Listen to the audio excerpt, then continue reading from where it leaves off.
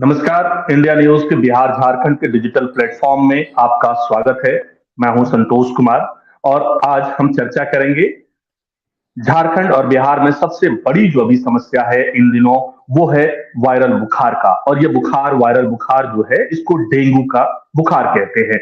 इससे हर तरफ से लोग परेशान हैं और ये बिल्कुल उसी तरीके का बुखार है जैसे नॉर्मल वायरल बुखार होता है, लेकिन इसके कुछ लक्षण अलग होते हैं। इस वजह से इसको वायरल की तरह से ट्रीटमेंट नहीं होता है और कई दफा ऐसा सुनने में आ रहा है कि जो दूर दराज के गांव के में जो लोग रहते हैं, क्योंकि झारखंड की अगर डेंसिटी देखें, जो इसकी अगर बनावट देखें, तो गांवों की आबादी काफी दूर दूर है। ऐसे में लोगों को स्वास्थ्य सेवाओं तक पहुंचने में देरी होती है और इसका नुकसान उनको अपनी जिंदगी के साथ, सेहत के साथ नुकसान देकर गंवाना पड़ता है। हमारे साथ इस चर्चा पे बातचीत करने के लिए रांची के डॉक्टर हैं, डॉक्टर विकास गुप्ता। डॉक्टर विकास गुप्ता से हम जानेंगे कि ये जो डेंगू का बुखार है, हाल इधर पूरा झारखंड ही नहीं, झारखंड, बिहार, पूर्वी उत्तर प्रदेश और ये जो इलाके हैं, यहाँ पर डेंगू इतना ज्यादा है और इसके क्या लक्षण हैं, कैसे लोग पहचानेंगे कि सबसे पहले कि ये डेंगू ही बुखार है, ये आम बुखार से कैसे अलग है? डॉक्टर साहब, ये बुखार, इसके लक्षण, शुरुआती लक्षण अगर आप बताएं किस तरीके से होता है। जी, थैंक यू और नमस्कार। मैं सभी दर्शकों को एक बार अपना नमस्कार करना चाहूँगा। मैं बताना चाहता हूँ कि डेंगू पिछले कुछ सालों में ये बीमारी कुछ ज़्यादा ही लोगों के लिए घातक बनी हुई है।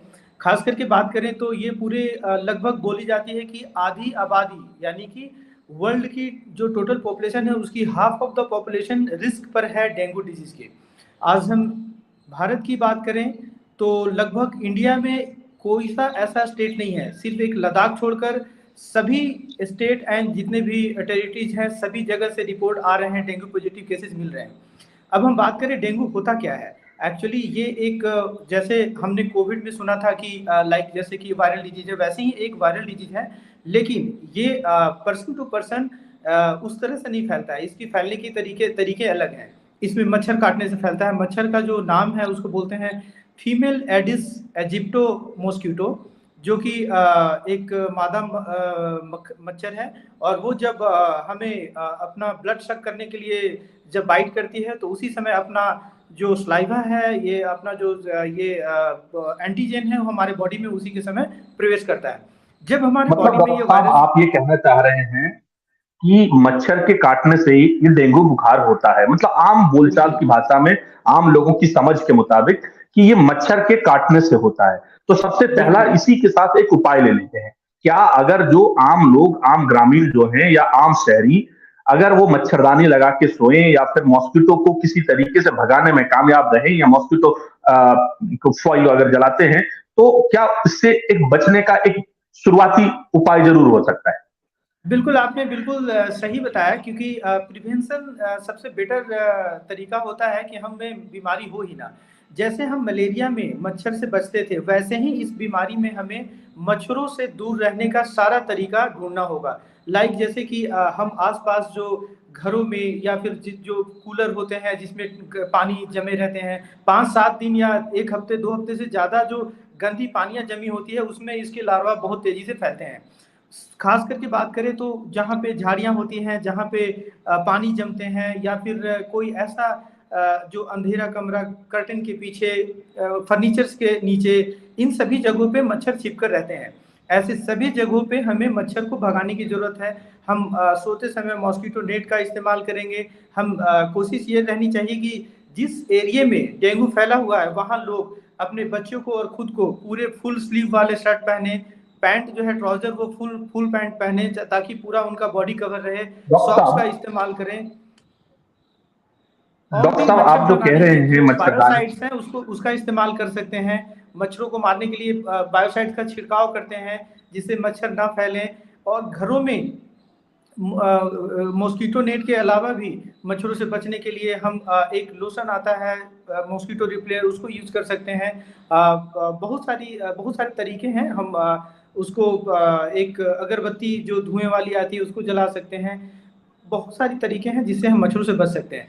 डॉक्टर तो साहब इस बहुत तरह सारे से तरीके हैं, लेकिन सबसे पहले ये जानना चाहेंगे कि जैसे मच्छर के काटने से होता है तो लक्षण क्या क्या हैं, थोड़े उसके बारे में आप विस्तार से अगर बता पाए, हमारे जो दर्शक हैं जो जी, इसके माध्यम से कम जब अपना बचाव कर सकते हैं जब भी और ये जानकारी जब आ भी सके। जी। जब ये ऐसा नहीं कि कोई भी मच्छर जो कि लाइक जैसे हम बोल रहे हैं कि एडिस इजिप्टी मच्छर के ही काटने से होता है, वो भी फीमेल।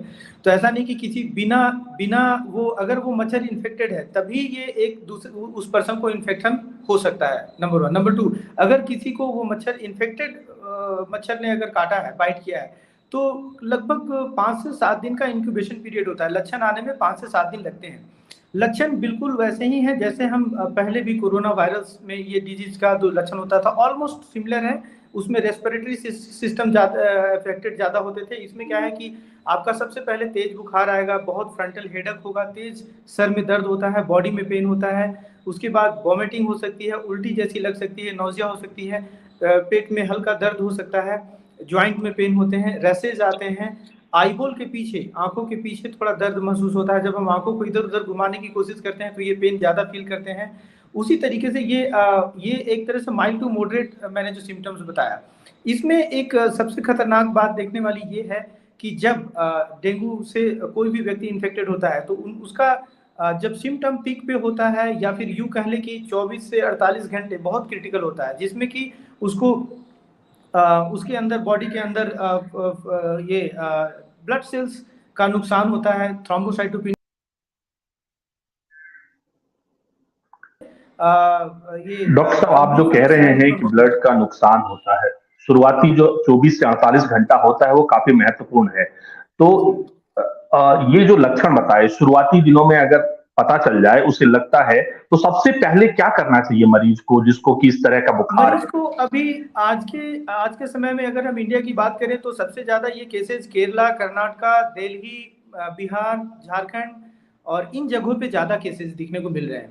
तो पिछले 5 साल में अगर देखें तो केसेस बढ़ रहे हैं लगातार।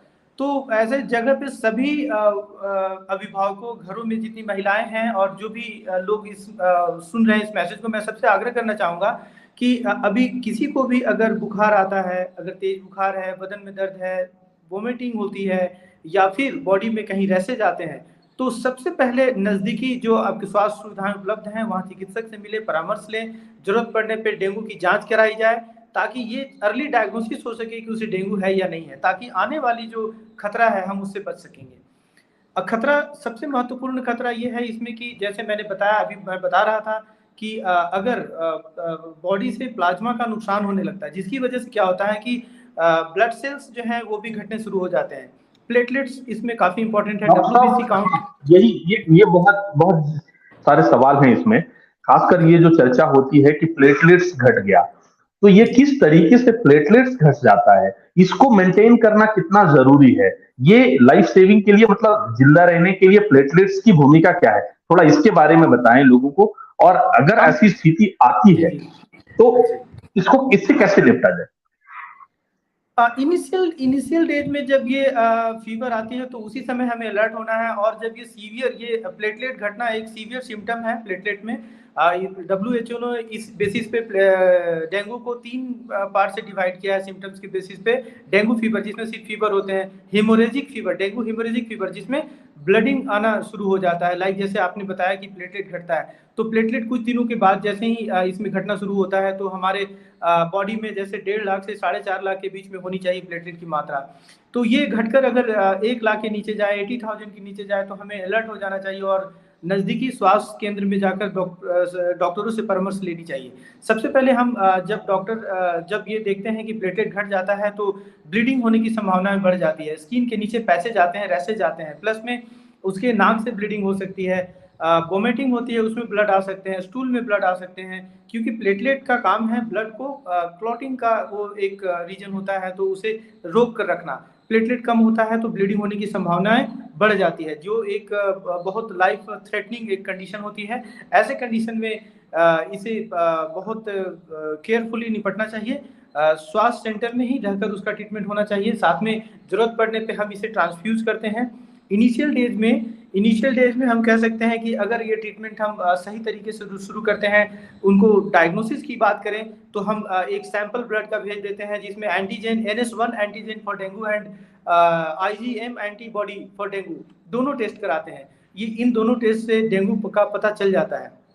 जैसे ही हमें पता चल जाता है हम पेशेंट को अलर्ट कर देते हैं। साथ में जो ट्रीटिंग डॉक्टर हैं उन्हें भी ख्याल रखना चाहिए कि इनका लीकोपेनिया एंड थ्रोम्बोसाइटोपेनिया जो कि WBC काउंट और प्लेटलेट काउंट को बोलते हैं, तो इन दोनों काउंट पे नज़र रखनी होती है।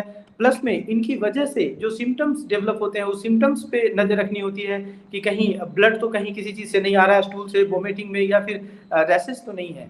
तो इस तरीके से हम अगर लगातार ट्रीट करते हैं।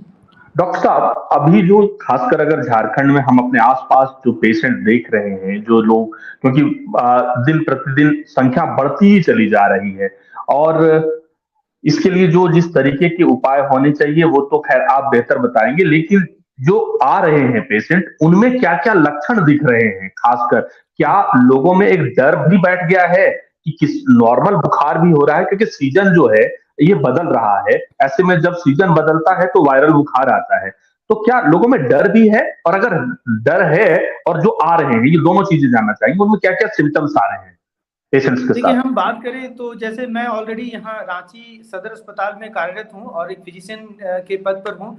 तो हर दिन OPD में अगर हम बात करें तो 400 से 500 OPD पेशेंट आ रहे हैं, जिसमें से मैक्सिमम मोर देन 50% पेशेंट जो आ रहे हैं वो फीवर और वायरल फीवर लेकर ही आ रहे हैं।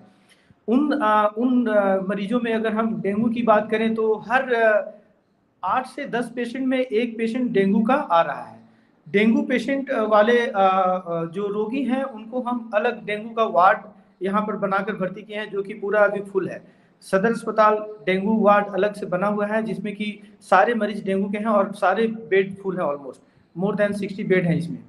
साथ ही अगर हम रिम्स की बात करें, जो कि यहाँ पर राज्य की सबसे उच्च स्वास्थ्य सुविधाएं वाला सुविधाओं की सेंटर है, वहाँ पे भी डेंगू के काफ़ी मरीज देखने को मिल रहे हैं। लोगों में एक मैसेज तो ऑलरेडी है कि डेंगू काफ़ी तेज़ी से फैल रहा है, लोग में भय भी व्याप्त है। अब हम बात करें तो क्या हर बुखार डेंगू हो सकता है? तो यस, हो सकता है। आपको सतर्क रहने की ज़रूरत है, क्योंकि ये सबसे पहला लक्षण बुखार ही है। बुखार के साथ इसमें हमें साथ में जो तेज़ सर में दर्द, बॉडी में पेन मिल सकता है। किसी भी व्यक्ति को अगर बुखार है तो वो डेंगू का केस हो सकता है, उसे डॉक्टरी सलाह की जरूरत है। अगर हम बात करें तो हर 4 डेंगू में से एक डेंगू वाले पेशेंट को सिम्टम्स यानी कि लक्षण दिखाई देते हैं। 3 मरीज को लगभग एसिम्टोमेटिक होते हैं या माइल्ड सिम्टम्स होते हैं, लाइक जैसे हल्का फुल्का बदन में दर्द हुआ, हेडेक हुआ, या फिर कोई सिम्टम्स नहीं हुआ बट वो डेंगू आकर उनको चला गया। हर 4 में से एक मरीज ऐसे होते हैं जिनको मॉडरेट टू सीवियर सिम्टम्स आते हैं। Severe symptom, mild moderate symptom की बात करें तो फीवर और तेज बुखार के साथ में तेज बदन दर्द, तेज सर दर्द और वोमिटिंग के साथ बहुत सारे पेशेंट्स आ रहे हैं। अगर हम बात करें कि जो भर्ती वाले मरीज जिनकी प्लेटलेट्स की संख्या कम हो जा रही है और वैसे मरीज जिनको भर्ती की जरूरत है, तो वैसे 10 डेंगू के मरीज में एक डेंगू के पेशेंट ऐसे मिल रहे हैं। तो यहाँ पे सबसे ज़्यादा सतर्कता बरतने की ज़रूरत ये है कि मरीज को जब ये लगे कि वो काफ़ी वीक है, कमज़ोर है, उसकी भूख बिल्कुल, जो फूड है एक्सेप्टेंस पुअर हो गई है, ताकत नहीं नहीं के बराबर मिल रही है, तो उन्हें नज़दीकी स्वास्थ्य सेंटर जाकर तुरंत डॉक्टर से मिलना चाहिए। डॉक्टर साहब, एक चीज ये भी है कि मतलब आप जो बता रहे हैं ये बीमारी बहुत अधिक है, तो इसका इलाज कितने दिन में संभव है? मतलब कितने दिन में पेशेंट आमतौर पर ठीक होकर चला जाएगा, या सभी पेशेंट्स को क्या हॉस्पिटल में ही एडमिट करना पड़ता है डेंगू के मामले में? अगर वो दवाई शुरुआती दिनों में ही ले लिया और जो प्रिकॉशंस हैं वो बरत रहा है, तो उसे हॉस्पिटलाइजेशन की नौबत है, या फिर जो सीरियस पेशेंट्स हैं उनको ही जरूरत? नहीं, only few patients needs hospitalization, because इसमें होता ये है कि जनरल जो माइल्ड एंड मॉडरेट सिम्टम्स हैं, जो फीवर के साथ जो थोड़ी बहुत वोमिटिंग या नोजिया वगैरह लेकर आते हैं माइल्ड सिम्टम्स के साथ, उनको हम OPD में प्रिस्क्राइब करके और उनको अलर्ट कर देते हैं कि आपको अगर कुछ फर्दर सिम्टम अगर वर्सन होता है और तबीयत अगर खराब होती है तो आप तुरंत हॉस्पिटल की ओर आएँ। और दूसरी बात, जिन्हें नीड है हम सिर्फ उन्हें ही भर्ती कर रहे हैं ताकि हॉस्पिटल में बेड की अवेलेबिलिटी भी बनी रहे, ताकि लोगों को जिनको ज़रूरत है उनको बेड मिल सके। बहुत कम ऐसे मरीज हैं जिनको हॉस्पिटलाइजेशन की ज़रूरत पड़ती है डेंगू में। जिनको लगातार परसिस्टेंट वोमिटिंग हो रही है, कहने का मतलब वोमिटिंग रुक नहीं रही है, बुखार जा नहीं रहा है, उनको काफ़ी ब्लड प्रेशर कम डाउन होने की वजह से वीकनेस बहुत ज़्यादा है, चक्कर आ रहे हैं और बहुत ज़्यादा पेन है, वो वैसे मरीज को भर्ती की आवश्यकता है जिनको सिर्फ उन्हीं कुछ लोगों को हॉस्पिटलाइज करके हम लोग ट्रीटमेंट कर रहे हैं। अगर हम देखें इसमें आपने जैसे देखा यहाँ पे कि इस तरह के जो पेशेंट्स हैं डॉक्टर साहब, ये जो पेशेंट्स हैं, इस तरह के डेंगू के पेशेंट्स हैं, इनको घर में खाने पीने के लिए क्या क्या परहेज करना चाहिए या क्या खाना चाहिए, पहली चीज। और दूसरी चीज कि किस तरीके से कि जब उन्हें पता है आपने एसिम्प्टोमेटिक उसको करार दिया, तो फिर प्लेटलेट्स ना घटे, इस तरह की चीजों को खान पान में क्या व्यवस्था रखे कि वो इन परिस्थितियों से आए ही ना, उसके पास के प्लेटलेट्स घट गया या फिर वैसी परेशानी बढ़ जाए। खान पान में किस तरह की चीजें करें? देखिए, एक बात तो सत्य है कि अगर आपकी इम्यूनिटी अच्छी है, रोग से लड़ने की क्षमता आप में अगर बहुत अच्छी है, तो आपको बीमारी होगी नहीं। तो सबसे बेहतर तरीका तो ये है कि जो लोग बीमार हैं या नहीं हैं, वो अपने डाइट एंड हेल्थ पे बिल्कुल फोकस्ड हो जाए। डाइट में उनको ये करना है कि अभी जैसे बरसात का ये सीजन है, रेनी सीजन है सपोज दैट, तो वैसी चीज़ें ना खाएं जो इन्फेक्शन लाए। हमें घर में बिल्कुल अच्छा खाना, गर्म खाना खाना चाहिए, इजीली डाइजेस्टेबल चीज़ें खानी चाहिए, हाई प्रोटीन डाइट लेना चाहिए, लिक्विड की मात्रा बहुत ज़्यादा लेनी चाहिए, बढ़ा देनी चाहिए। जिन लोगों को फीवर हो रहे हैं, सपोज दैट डेंगू अभी कंफर्म नहीं हुआ है, तो वैसे सभी मरीजों को अपना कंप्लीट बेड रेस्ट लेना चाहिए ताकि उनकी ऊर्जा बनी रहे। दूसरा, लिक्विड इंटेक उनको बढ़ा देना चाहिए, वो किसी भी फॉर्म में लिक्विड ले सकते हैं, जैसे कि नारियल पानी, फल का juice, vegetable soup and milk, किसी भी तरह का जो लिक्विड है उसका मात्रा उनको सेवन बढ़ा देना चाहिए। प्रोटीन इंटेक बढ़ा देना चाहिए, जैसे कि प्रोटीन वाली चीज़ें क्या हैं, दाल हैं, अगर नॉनवेज खाते हैं तो उसमें चिकन, मटन, फिश, एग वगैरह ले सकते हैं, एग वाइट में बहुत अच्छी प्रोटीन होती है। साथ ही अगर डाइट उनकी अच्छी है, समय पे ले रहे हैं, तो वो डिजीज से भी रिकवरी करने में काफ़ी मदद मिलती है। डॉक्टर साहब, एक आखिरी सवाल फिर आपसे ये पूछना चाहेंगे कि इससे लोगों को कितना डरना चाहिए, और फिर ये जो कितना डरना चाहिए कि क्या और कितने दिन में ठीक हो जाएगा? देखिए, डिजीज कोई सा भी हो, होने के बाद तो डर सबको होता है, लेकिन मैं सबसे अपील करना चाहूँगा कि डरना नहीं चाहिए। कोई भी बीमारी जो है उससे लड़ने की अंदर में हिम्मत होनी चाहिए। आपका विल पावर ही आपके बीमारी के ऊपर आपको जीत दिलाती है। जो इंसान डर गया, उसके अंदर में सिम्टम्स ज़्यादा देखने को मिलते हैं। मैंने देखा है, जो पैनिक होते हैं, जो लोग बहुत भयभीत होते हैं, वैसे लोगों को इफेक्ट ज़्यादा करता है और सिम्टम्स भी उनमें ज़्यादा होते हैं। तो डरना बिल्कुल नहीं है, स्थिति जैसी भी है हम उससे लड़ेंगे, नंबर 1। नंबर 2 है कि ये बीमारी बहुत ज़्यादा घातक नहीं है, घातक है लेकिन बहुत ज़्यादा घातक नहीं है। हम इससे आसानी से लड़ सकते हैं। हम अगर समय पे डॉक्टर से परामर्श लेते हैं तो इससे बचाव किया जा सकता है। ट्रीटमेंट के साथ इसका भरपूर ट्रीटमेंट के साथ हम बचाव कर सकते हैं। धन्यवाद डॉक्टर विकास, जो बता रहे थे कि डेंगू के क्या कुछ। जी जी जी डॉक्टर। एक बात मैं ऐड करना चाह रहा था कि जैसे कोविड के लिए हमने वैक्सीन तैयार किया, हर चीज़ के लिए वैक्सीन अभी बहुत सारी बीमारियों के लिए अवेलेबल है, वैसे ही डेंगू के लिए भी वैक्सीन अवेलेबल है, लेकिन ये सिर्फ उन लोगों को देते हैं जो पहले से कंफर्म्ड हो कि जिनको डेंगू हुआ है। लैब से कंफर्म होता है कि उनको डेंगू हो चुका है, सिर्फ उन्हीं लोग को देते हैं। 9 to 16 ईयर्स एज ग्रुप को अभी दे रहे हैं जिनको हो चुका है। नए फ्रेश जिनको पता नहीं कि नहीं हुआ, वैसे लोगों को वैक्सीन नहीं दिया जा रहा है। दूसरी बात अगर हम देखें तो हमारे इंडिया में ये एक नेशनल बोर्ड भी है, national control vector borne disease करके, तो उससे पूरे इंडिया में नज़र भी रखी जा रही है कि किस स्टेट में कहाँ से केसेस ज़्यादा रिपोर्ट हो रहे हैं। उस जगह पे मच्छरों से बचाव, वेक्टर बोर्न जितने भी डिजीज हैं उससे बचाव के लिए सरकार के द्वारा भी पर्याप्त स्टेप लिए जा रहे हैं। सभी जगह पे बायोसाइड्स, जो मच्छरों के मारने की दवाएं छिड़काव की जा रही है। मॉस्किटो नेट का भी बहुत जगह पे, जो बहुत इपिडेमिक एरिया है, उनसे भी जगह पे वितरण किया जा रहा है। तो आप पूरे देश की बता रहे हैं, अगर जाते जाते आप ये बताएं कि अपने आपके हॉस्पिटल में किस तरीके से क्या क्या कुछ हो रहा है, ये अगर बता दें तो कुछ जो झारखंड में रहने वाले लोग हैं उनको, आसपास के लोगों को थोड़ी मदद मिल जाए। पहले से भी मलेरिया और मलेरिया की ऑलरेडी मच्छर से जो डिजीज है उसके लिए बहुत जाना जाता है, काफ़ी डेथ्स होते हैं झारखंड में। उसी तरीके से अगर यहाँ हम बात करें तो डेंगू भी अच्छे खासे नंबर्स में आ रहे हैं, सभी जगह पे मिल रहे हैं केसेस, सभी डिस्ट्रिक्ट में लगभग झारखंड में केसेस देखने को मिल रहे हैं। सबसे ज़्यादा रांची में है क्योंकि यहाँ रेफरल होकर बाहर से सभी डिस्ट्रिक्ट से केसेज आ रहे हैं। हम बात करें वैसे सभी व्यक्ति जो हॉस्पिटल्स में हैं उनको तो ट्रीटमेंट मिल रहा है, लेकिन जो घरों में हैं जिनको फीवर एंड जो बाकी रैसेस या फिर नोज या वोमिटिंग, उल्टी वगैरह अगर आ रही है तो वो तुरंत डॉक्टरी सलाह लें और उन्हें ठीक है, डॉक्टर विकास हमारे साथ जुड़े हुए थे। डॉक्टर विकास का बहुत बहुत धन्यवाद आपका। उन्होंने बहुत अच्छे तरीके से समझाया कि किस तरीके से डेंगू, अगर आपको कुछ क्या क्या लक्षण हो